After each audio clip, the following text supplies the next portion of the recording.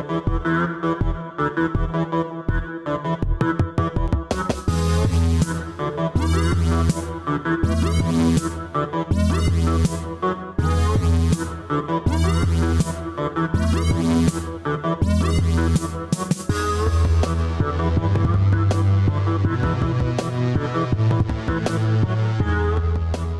guys, Drifter Drew here, coming to you again from Black Mountain, North Carolina. And I just wanted to take a moment to kind of introduce myself to you guys. I'm going to be posting videos a lot more on my channel of this ilk, where I just tour around strange areas, interesting areas, look at different things, show you all different places, maybe do some food reviews here and there. And so I just wanted to kind of introduce myself to you guys, so you can know who I am. But my name is Drew, and I call myself Drifter Drew. One, because I think I should have like a little tag name, just because that's popular on YouTube.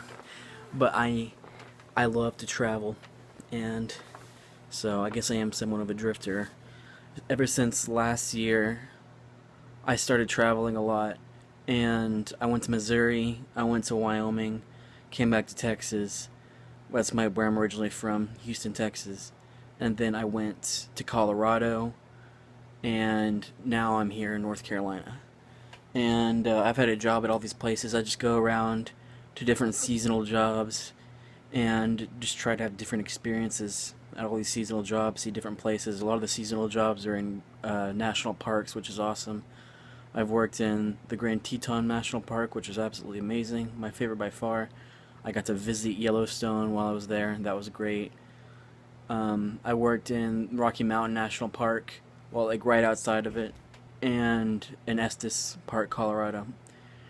And now I live in Black Mountain, where I work here at YMCA Blue Ridge Assembly. And this is not in a national park or too close to a national park, but the Great Smoky Mountain National Park isn't far away, and I really want to visit there. So, I just really like to travel, and I want to make my channel into like a bit of a travel log, I guess, and just one, to document it for myself so I have these memories out there, and I have them so I can look at them, and one, or also to share them with you, the viewers, so you can see these experiences too.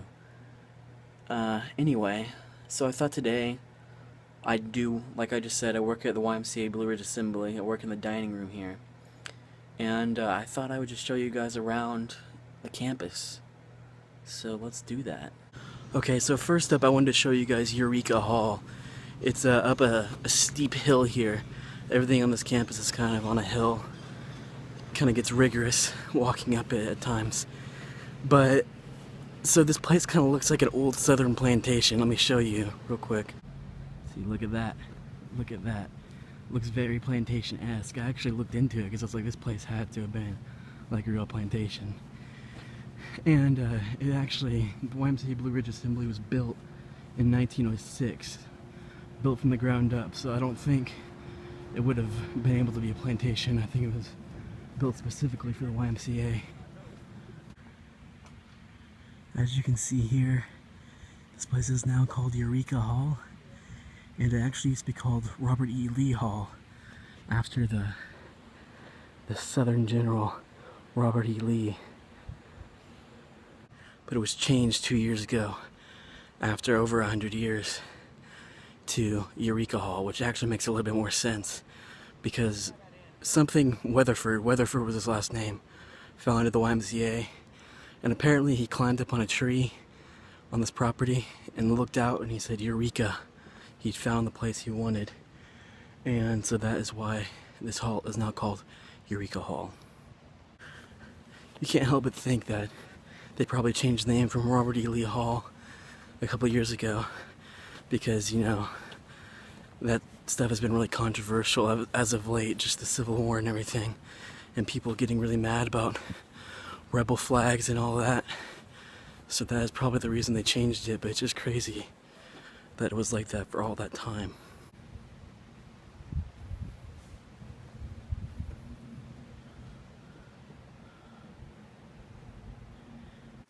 Alright, so let's go on a little tour of Eureka Hall. This is the inside here. This is kind of empty on the inside a little bit, but it's mostly a hotel. There's rooms and stuff in here. Here's the fireplace. We have a nice picture of Jesus. This is the Young Men's Christian Association, after all. And here's a big painting of Robert E. Lee himself, or at least what I assumed to be Robert E. Lee. And over to the side here, we have a little explanation how this was Robert E. Lee Hall at one point, and now it is Eureka Hall. So take a look at that. Here's some of the corridors. It's from the hotel rooms where guests stay. Here's an old picture, Robert E. Lee Hall, the sign. Here's a picture from 1968 with the sign still intact. Nice little history photo with the staff. And it looks like there is still some remnants of the old Lee Hall left. There's still a street sign that says Lee Hall Circle. Here's an interesting old mural. It appears to depict Robert E. Lee Hall circa 1900s. So let's take a look at some of the other stuff around. There's some more hotels over here. They're similarly styled. Here's where I live, Weatherford Hall. It's pretty nice. Walk on up to it. This is where you go inside. There's the Weatherford Hall sign. There's the door. And here's just like, there's a big whiteboard where people write stuff. And another, like a bulletin board. And here's the hallway where people's rooms are. And here's the pool. It's pretty nice.